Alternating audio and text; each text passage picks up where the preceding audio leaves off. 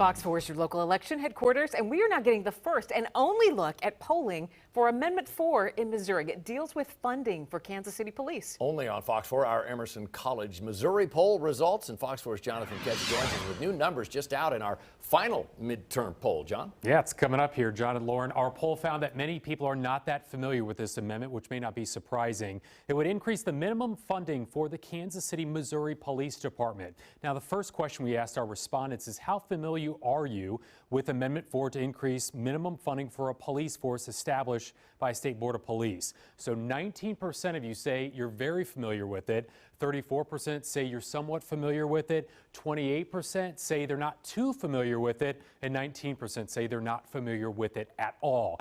Now, on the question of how do you plan to vote on this measure, 44% say they plan to vote yes to increase the amount of police force funding to 25% at minimum. 22% plan to vote no.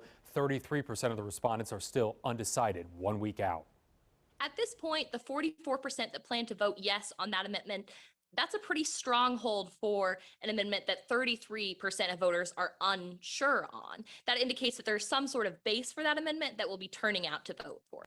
Now, when it comes to that, Missouri State Senator and Republican Tony Luetkemeyer has pushed for the increased requirement for police funding for KCPD in the state legislature in Jeff City. Important to note, too, Missourians statewide get to vote on how Kansas City runs its police department because they're run by the state Board of Police Commissioners instead of the City Council. John. Jonathan Ketz, thanks.